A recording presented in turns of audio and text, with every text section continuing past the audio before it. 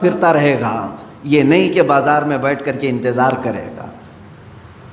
اسے تو ڈھونڈتے رہنا چاہیے کنٹینیو کہ کہیں مجھے شیخ کامل ملے جو میرے دل کے مرض کا علاج کرے، جس کے پاس بیٹھوں تو مجھے گناہوں سے نفرت پیدا ہو جائے اور میرے دل کے اندر گناہوں کی جو نجاست ہے اس کی نگاہوں کی گرمی سے دھل جائے. اور یہ دو چیزیں ہوتی رہی ہیں.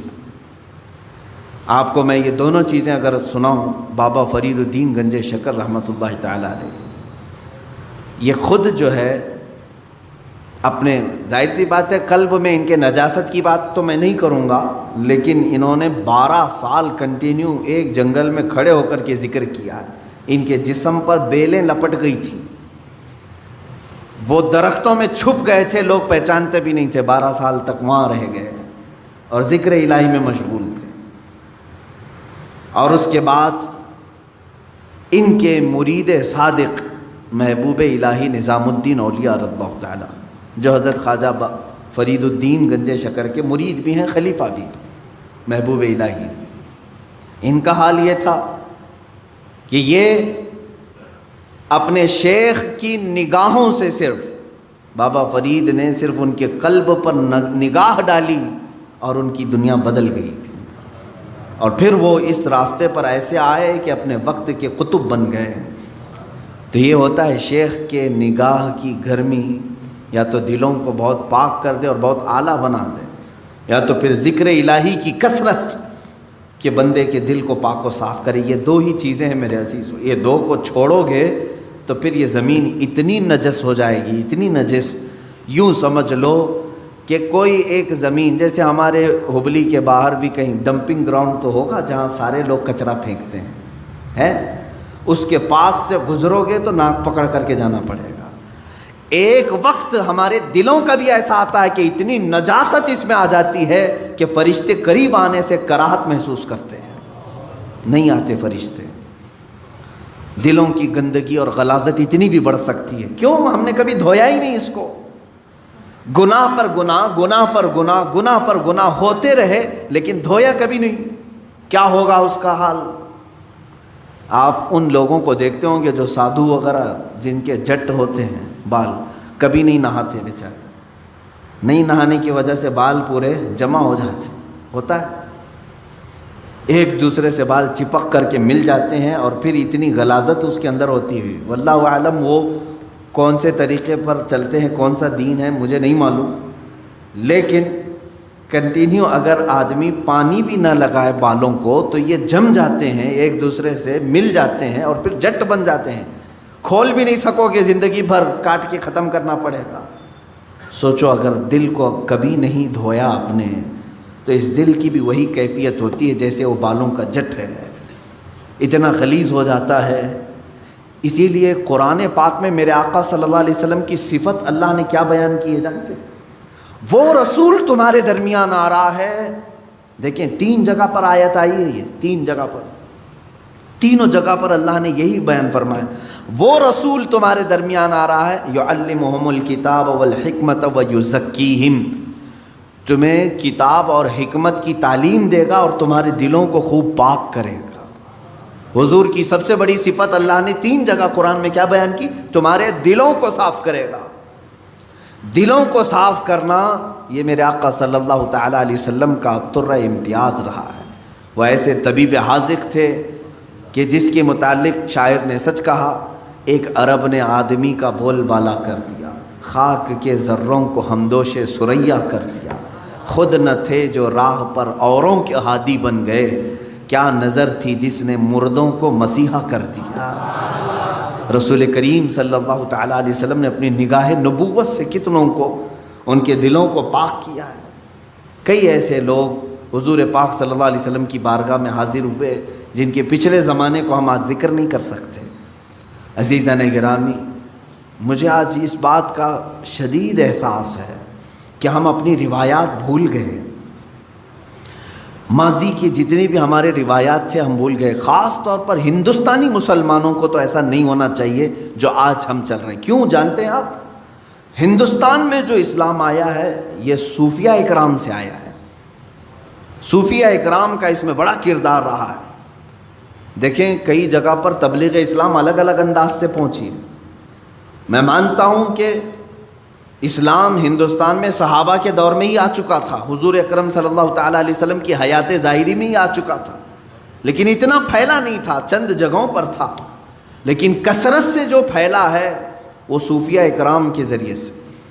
سلطان الہند سرکار غریب نواز رضی اللہ تعالیٰ، خواجہ قطب الدین بختیار کاکی رضی اللہ تعالیٰ، محبوب الہی نظام الدین اولیاء ہے، حضرت خواجہ علاء الدین صابر کلیری رحمۃ اللہ تعالیٰ، مخدومان ماررا، مخدومان کچوچھا، مخدوم علاء الدین پنڈوی، مخدوم جہانگیر اشرف سمنانی رضی اللہ تعالیٰ عنہ مجمعین، مخدوم جہانیہ جہاں گشت حضرت شاہ عالم قطب عالم. یہ وہ اولیاء کاملین ہیں جو تصوف کے راستے سے اسلام ہندوستان میں لائے. اب یہاں ان کا طریقہ کار کیا ہوتا تھا جانتے ہیں آپ؟ دیکھیں ہم بہت چینج ہو چکے آج. ہم جو ہے صرف چھلکوں پر رہ گئے اور مغز کو چھوڑ دیا. ہم نے چھلکے ہمارے پاس رہ گئے اور مغز کو چھوڑ دیا. ہم آج جلسے اور تقریروں میں ہیں، لیکن یہ تقریریں کس لیے ہوتی تھی جانتے ہیں آپ؟ ایک بھولے بھٹکے بندے کو قریب کر کے سمجھا کر کے اس کو ذکر الہی کی طرف لانے کے لیے تقریر ہوتی تھی. ابھی جیسے اس سنت پر ادا کرنے کے لیے میں کھڑا ہوں، ابھی ہمارے ذکر کی مجلس ہونا ہے، میں اس ذکر کی مجلس کے تک آپ کو پہنچانے کے لیے بیان کر رہا ہوں. تو صوفیہ اکرام کے جو بیانات ہوتے تھے اسی لیے ہوتے تھے. اب بیانات رہ گئے، ذکر ختم ہو گیا. تصوف کی روح تھی وہ غائب کر دیا. خانقاہیں ہیں آج بھی، خانقاہوں میں سے یہ سارے ریت رواج ختم کر دیے گئے، کیونکہ بہت سارے خانقاہ الا ماشاء اللہ، سب کی بات نہیں کرتا ہوں، اب خامخواہ ہو گئے ہیں. پیر پیر بنے ہوئے ہیں، منگل بنے ہوئے ہیں. وہاں پر صرف پیروں کا حال یہ ہے دیکھا. پھر آپ یہ سوچتے ہوں گے کہ پیروں کا ٹاپک پھر شروع ہوا، اس لیے کہ نقصان بھی انہی سے ہو رہا ہے. جتنا فائدہ مشائخ اور پیران اعظام سے دین کو ہوا ہے اتنا نقصان بھی ان سے ہوتا ہے. اس کے لیے مجھے بتانا ضروری ہے. اگر ایک ڈاکٹر کسی مریض کا علاج کرتا ہے اور دوسرا ڈاکٹر مریض کو موت کے گھاٹ اتارتا ہے تو مجھے بولنا ضروری ہے کہ یہ ڈاکٹر موت کا کنواں بن جائے گا، یہ ڈاکٹر تیری صحت کا طبیب ہے. اسی طرح سے میں اس ٹاپک پر گفتگو کرتا ہوں میرے عزیزو، ورنہ مجھے پرسنلی کسی بھی پیر سے اس طرح کی الرجی نہیں ہے کہ میں اس کو بار بار یہاں پر لاؤں. جو پیر ہے نہیں ہم تو اس کو خاطر میں لاتے بھی نہیں. لیکن جو لباس اوڑھا جاتا ہے اس کے لیے میں کہتا ہوں سب جگہ اکثر خانقاہوں میں لینا بینک ہے اور جو آئے وہ سب وہاں جمع کرے، اس کے علاوہ کچھ بھی نہیں. سب ان کا سارا مال دولت ساری چیزیں اس پر قبضہ کر کے سانپ کی طرح کنڈلی مار کر بیٹھ جائے، یہ پیر ہے.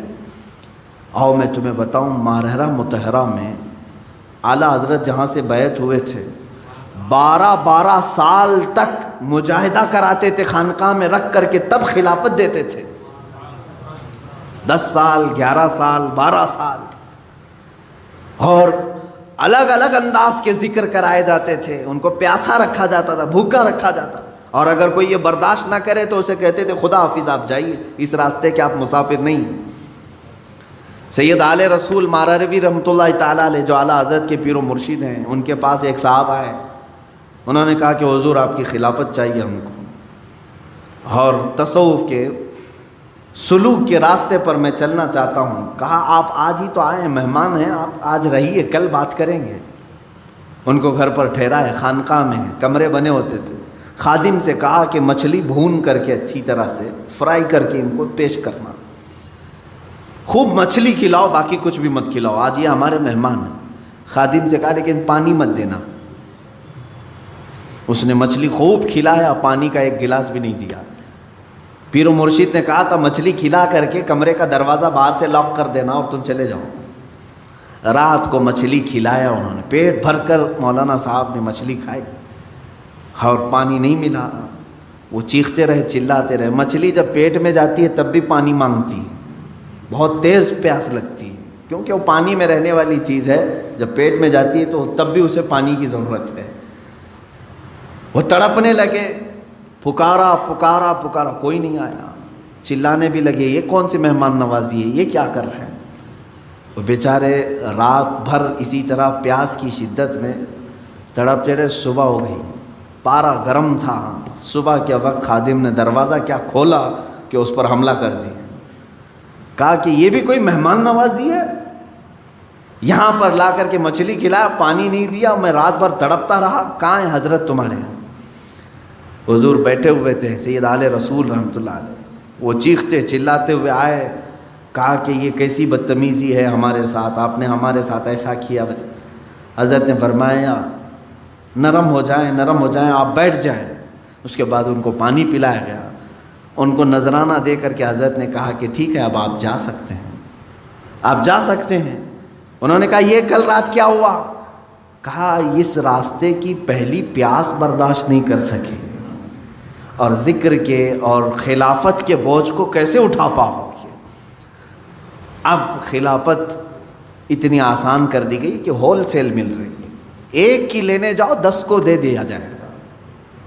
عزیزان گرامی، اولیاء کاملین کے میں بات کہاں سے چھیڑا ہوں، میری بات یہ تھی کہ ہندوستان کے مسلمانوں کو کم سے کم مغز تصوف کو بھولنا نہیں چاہیے تھا، کیونکہ ہمارے ہاں اسلام آیا ہی اس راستے سے تھا۔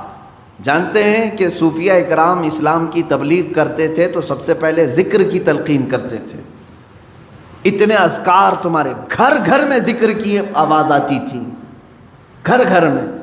محبوب الہی نظام الدین اولیاء رحمۃ اللہ تعالیٰ علیہ کے زمانے میں ہی یا ان کے بعد غالباً حضرت اورنگزیب رحمۃ اللہ علیہ کے زمانے میں، مجھے خیال نہیں پڑتا ہے، اورنگزیب ہاں چونکہ وہ شریعت کے بہت زیادہ پابند تھے، ان کے زمانے میں ایک بزرگ یا محبوب الہی ہوں جو بھی ہوں، دلی میں وہ اپنے چند مریدین کو لے کر خیمے کے اندر بیٹھے ہوئے تھے۔ خیمہ جانتے ہیں نا، ٹینٹ،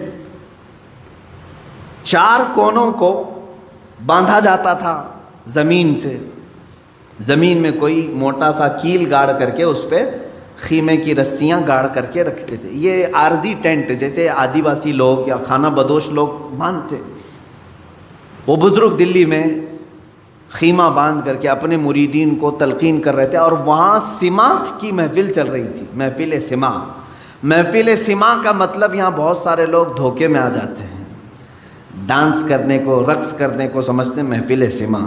بے وقوفو، تم نے اولیاء کاملین کی دھجیاں اڑانا شروع کی ہیں۔ قوالی جس طرح سے رقص اور ڈانس کر رہے، یہ محفل سماع نہیں۔ محفل سماع تو وہ تھی کہ ان کو اگر چاقو بھی مار دی جاتی تو انہیں خبر نہیں ہوتی تھی۔ محفل سماع میں کیونکہ جو حقیقی کلام پڑھے جاتے تھے اور صاحب جو پڑھنے والے ہوں باشرہ ہوتے تھے، محفل میں بیٹھنے والے اہل دل ہوتے تھے، یا نمازوں کا ٹھکانہ نہیں ہے، اور سماع سے کہاں لطف آئے گا۔ ہاں یہ ان لوگوں کو دیکھیں آپ، یہ جتنے بھی جھومتے رہتے ہیں، ہا ہو کرتے ہیں، ڈانس کر رہے ہیں، ان کے سامنے قرآن کی 2 سورتیں پڑھو، دیکھو کوے کی طرح بیٹھے رہیں گے۔ میاں اللہ کا کلام تیرے دل پہ اثر نہیں کیا، ایک آدمی ایک شاعر کی بات پر تو جھومنے لگ گیا، کیسی نا انصافی ہے، کیسی نا انصافی ہے۔ جو تیرا خالق بیان کر رہا ہے وہ کلام ربانی، کبھی سننے کا دل نہیں کرتا تجھے؟ قرآن مقدسہ سنتے ہونا یہ چاہیے کہ رونگٹے کھڑے ہو جائیں۔ ہاں یہ اور بات ہے کہ ہمیں اشعار اردو کے سمجھ میں آتے ہیں تو ٹھیک ہے ہم جھومتے ہیں، لیکن یہ اس کو جو سماع کہا جا رہا ہے وہ غلط ہے۔ سماع کیا تھا وہ میں آپ کو بتاؤں۔ اصلی سماع